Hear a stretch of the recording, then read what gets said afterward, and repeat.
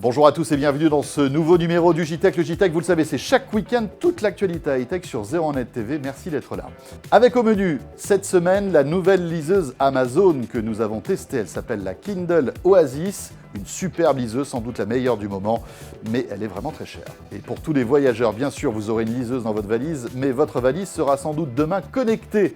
Et en plus, elle vous suivra à la trace comme un petit chien. C'est assez étonnant, ça vient de Chine. Et puis on parlera cyclisme dans ce JTech avec un vélo étonnant, un vélo de course qui intègre une batterie cachée dans la gourde, histoire de faire croire qu'on est en pleine forme, alors qu'en fait on a un vélo à assistance électrique. Et puis on vous fera découvrir un GPS étonnant issu de la start-up Haiku, un petit GPS qui se connecte à votre smartphone et qui vous permet d'avoir toutes les indications directement sur le guidon. Voilà, le JTech, c'est le best-of des vidéos de la semaine sur 01net TV. Merci à vous de nous regarder comme chaque week-end sur BFM Business TV.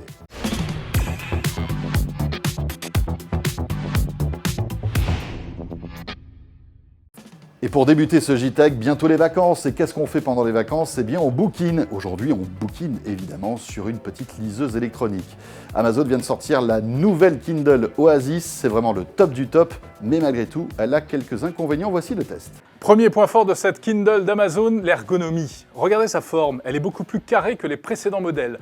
Du coup, elle est très compacte, très légère, ce qui donne une très bonne tenue, même à pleine main, avec une seule main. Bon, même si elle est encore un petit peu large. Ou bien on peut aussi la tenir par le côté. Pour tourner une page, comme d'habitude, il suffit de cliquer sur l'écran. Mais la nouveauté, c'est la présence de ces deux boutons. Il suffit de cliquer sur le bouton du haut pour passer à la page suivante et sur le bouton du bas pour revenir en arrière. Si vous retournez la liseuse de l'autre côté, surprise, les boutons restent dans le bon sens et les fonctions ne changent pas. Alors tout cela, c'est très agréable, aussi bien à la maison qu'à la plage.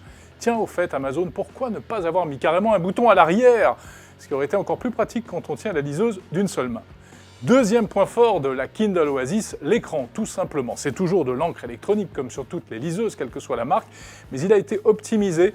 Alors, les images ne sont toujours pas belles, c'est du monochrome. En revanche, la lisibilité est extraordinaire, même en plein soleil. Regardez, c'est bien plus lisible qu'un iPad. En plus, un iPad, quand il fait chaud, on a toujours peur qu'il se prenne une suée et qu'il tombe en panne.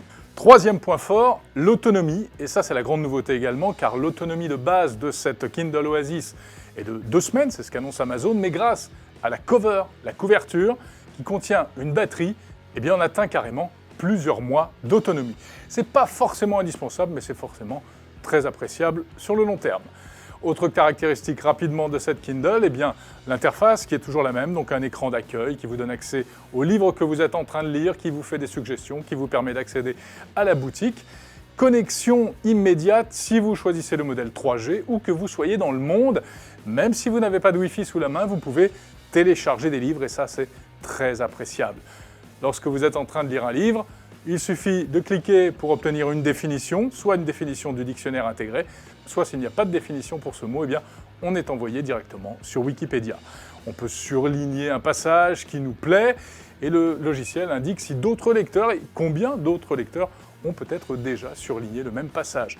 Enfin, cerise sur le gâteau, ça aussi c'est plutôt sympa, la possibilité de partager par mail, par Twitter ou par Facebook un passage qui vous plaît, que vous avez surligné. Les points faibles tout de même, cet appareil n'est pas très joli, pas très sexy, cette Kindle Oasis. Le mode tactile, comme sur tous les écrans à encre électronique, n'est pas formidable, c'est pas du tout la même chose que sur une tablette. Le navigateur internet fourni est complètement embryonnaire, voire inutilisable. Et puis, gros point faible tout de même, sur tous les Kindle, il ne reconnaît pas le format EPUB, qui est pourtant l'un des plus généralisés, ce format ouvert qui permet de télécharger également des livres gratuits.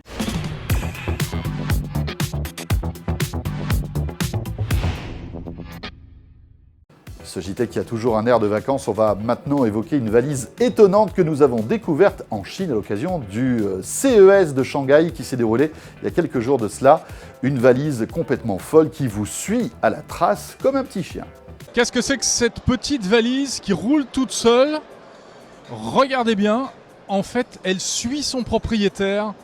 Alors ça, c'est véritablement la valise que les geeks, et surtout les geeks voyageurs, vont s'arracher. Ils vont se précipiter sur cette petite valise robotisée. Regardez, donc elle est équipée en plus des roulettes traditionnelles de 2 roues crantées en dessous, au milieu. qui lui permettent d'avancer toute seule et de suivre le propriétaire de la valise. Alors, comment ça fonctionne? Eh bien, en réalité, il faut un capteur qui va servir de laisse virtuelle. Pour l'instant, c'est cette housse, cet appareil un peu encombrant, bien sûr, mais ce n'est encore qu'un prototype. Et ensuite, ça pourra être, par exemple, miniaturisé dans un bracelet. Et donc, la valise vous suivra comme ça, sans que vous n'ayez rien à faire. Bon, le problème, ça va être pour monter ou descendre les escaliers.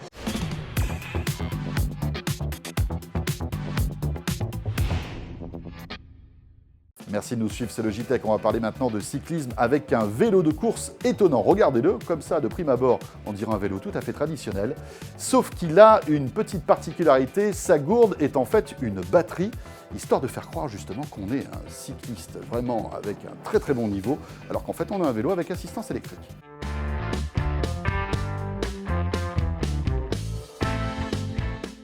Je n'ai pas la tenue du cycliste professionnel et encore moins les conditions physiques et pourtant avec plusieurs vélos comme celui-ci, toute la rédaction de 01net.com pourrait devenir de véritables professionnels du Tour de France, pourquoi pas.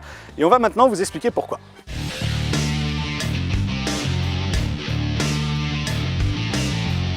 Effectivement, ce vélo, il a l'air tout à fait classique, impossible d'être interpellé par une quelconque modification et pourtant la magie se cache dans les détails, à commencer par ce qui se passe ici dans cette gourde.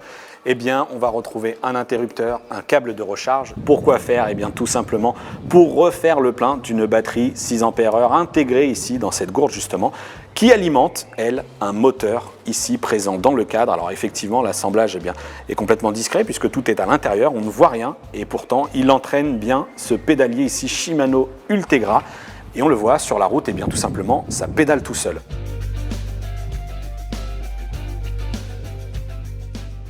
Et ce n'est pas fini puisque ce moteur qui développe à peu près 200 watts de puissance en crête puis 150 watts en stabilisé, il faut bien qu'il soit piloté. Et par quoi ça passe? Un système électronique intégré ici dans la selle, tout simplement une espèce de console de gestion qui va intervenir avec d'autres éléments.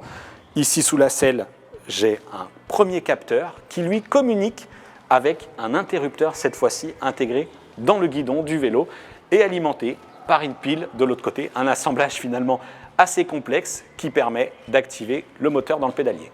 Ça, c'était pour l'installation des différents composants qui sont reliés au moteur. Mais alors dans les faits, comment ça fonctionne? Tout simplement, il faut commencer à pédaler puisque le système ne fonctionne pas à l'arrêt, puis on active le mécanisme et là, c'est magique, le vélo continue à pédaler tout seul.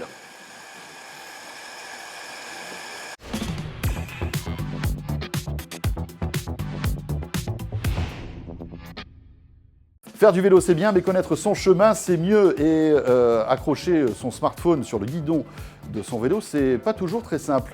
La start-up Aiku propose justement ce petit boîtier qui se connecte via Bluetooth à votre smartphone et qui vous permet d'avoir les informations, on va dire, importantes de guidage. On découvre Aiku tout de suite. Bonjour, Grégoire Lano. Exactement. Et alors vous avez mis au point un petit produit qui est là. Qui est donc pour les cyclistes. Et en fait, alors, pour faire simple, c'est un GPS, quoi. Pour faire simple, c'est un GPS. En fait, surtout, ça vous donne accès au GPS de votre smartphone. En fait, pourquoi récupérer les gens d'un deuxième GPS? L'information est dans le smartphone, il est connecté à Internet, il a accès aux API dont on a besoin. Et nous, on avait, je dirais, un peu un cahier des charges dans notre idée, c'était de dire, plutôt les cyclistes urbains, de garder un prix d'accessoires de vélo, c'est-à-dire en dessous de 100 €, et de s'intégrer le mieux possible dans le quotidien des cyclistes. Notre réponse, c'est Aiku. Aiku, ce sont ces petits poèmes japonais en 3 vers. Et nous, on a 3 fonctionnalités. Et on a cette même volonté d'être dans la simplicité d'usage. Donc quand vous allez le clipper, il s'allume automatiquement.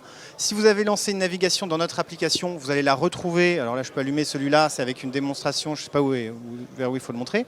On a des images, regarde. On a même une vidéo magnifique que vous avez faite.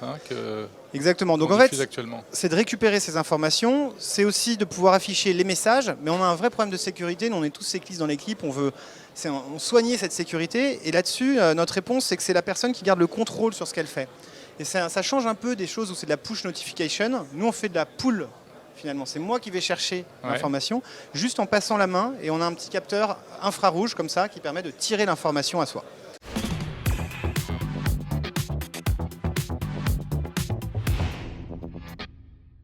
Et on termine ce JTech par le test d'un smartphone du labo 01net. Il s'agit de Xiaomi, une marque que vous ne connaissez peut-être pas, une marque originaire de Chine, qui sort son Mi 5, un smartphone à l'excellent rapport qualité-prix. Depuis quelques années, Xiaomi fait de réels progrès concernant l'esthétique de ses smartphones et c'est notamment le cas avec ce Mi 5 qui vraiment se démarque de la concurrence par un design très réussi, notamment grâce à son dos en verre incurvé qui en plus permet une prise en main très agréable. Malgré sa taille et son grand écran de 5,15 pouces, le Xiaomi Mi 5 est également très léger par rapport aux concurrents puisqu'il pèse 130 grammes, soit entre 20 et 30 grammes de moins que par exemple le HTC 10 ou le LG G5.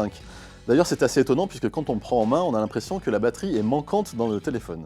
D'ailleurs, l'écran est également très réussi puisque Xiaomi a choisi une dalle IPS Full HD qui propose une luminosité de 607 candela par mètre carré, donc très lumineuse, notamment en extérieur, l'écran sera très lisible. Par rapport à la concurrence justement, qui utilise majoritairement des écrans Quad HD sur la modèle haut de gamme, la dalle Full HD du Mi 5 est malgré tout très lisible avec une résolution de 428 points par pouce, donc on ne voit pas les pixels même si on regarde l'écran de près.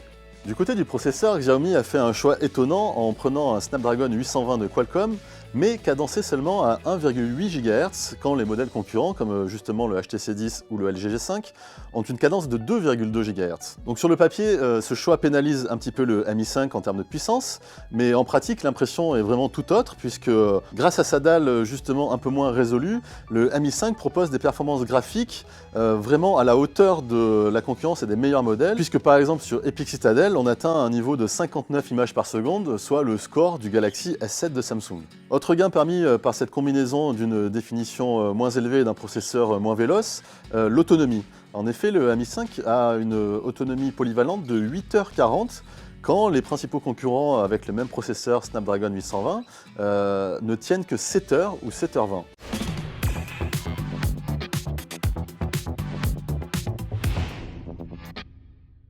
Et bien voilà, ce JTech est terminé. Merci de nous avoir suivis. N'hésitez pas à nous suivre, comme toujours, sur les réseaux sociaux, sur Twitter et sur Facebook. Vous pouvez aussi retrouver toute l'actualité en vidéo chaque jour sur 01nettv.com.